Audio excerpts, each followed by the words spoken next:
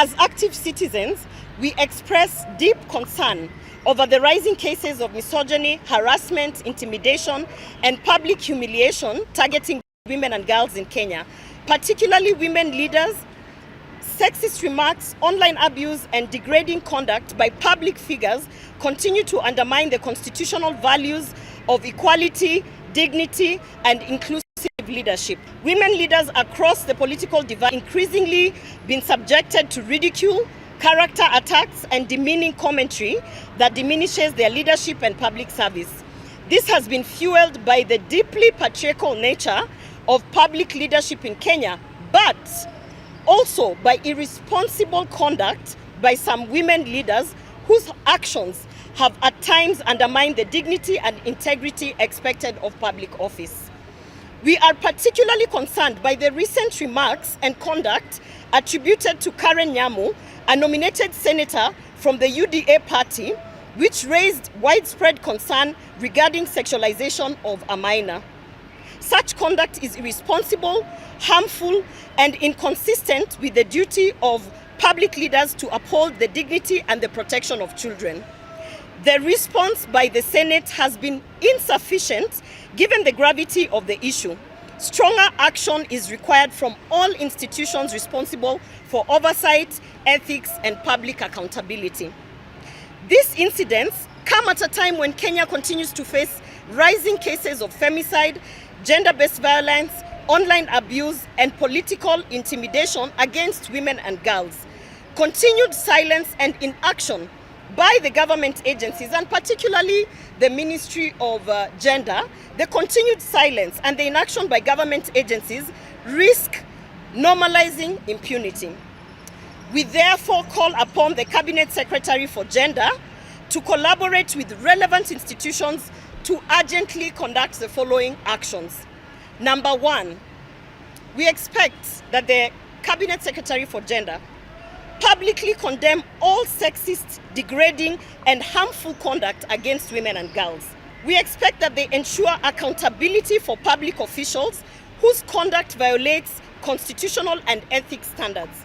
Three, we are calling upon the Ministry of Gender to adopt and implement the Law Society of Kenya's sexual harassment and anti-bullying policy across all public institutions.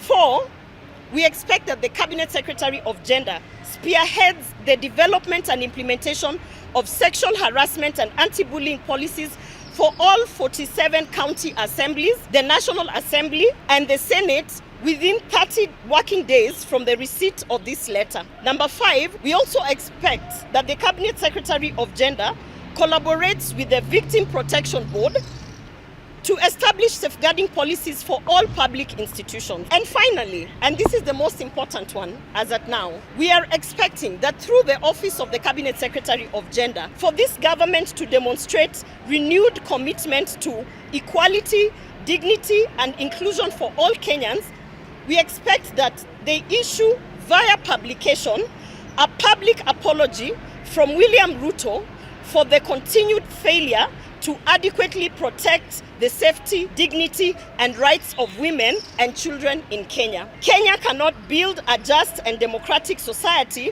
while women and girls continue to face humiliation, intimidation, and exclusion from public life. We must collectively reject the misogyny and defend the dignity, safety, and leadership of women across this nation.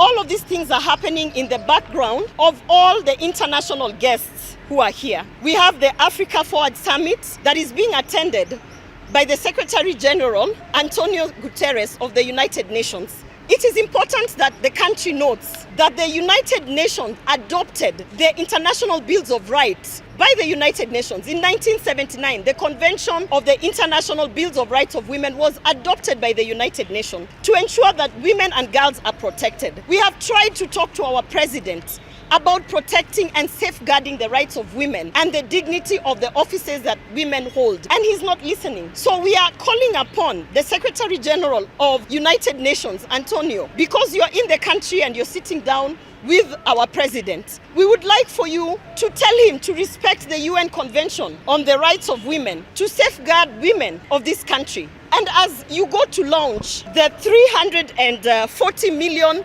UN facility project, it is important that the world knows that in Kenya, women and girls are suffering a lot of harassment, sexual harassment, physical harassment and violence.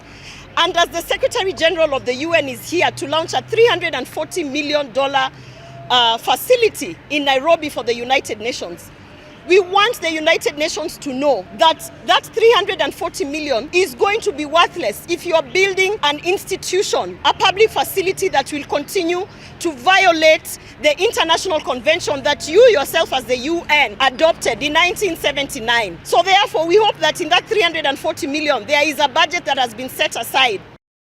It is unfortunate that the government of the day has not come out to speak out against the very irresponsible remarks of Karen Nyamu. It's very unfortunate that this is not the first time government-associated senators and members of parliament have been seen misbehaving in public, and the president does not speak up on it. We want to know today, especially of all days, and this week, when the United Nations is here, as you are friendly with the Secretary General of the United Nations, we want to know, are you serious about safeguarding and protecting the rights of women and girls? Because if you're serious, certain actions must be taken. The women leaders, we have a lot of young leaders who are also looking up to us. We are really disappointed in the president. We are really disappointed in this government. We ask you to help this government to uphold the International Convention of the UN of safeguarding and protecting women and girls.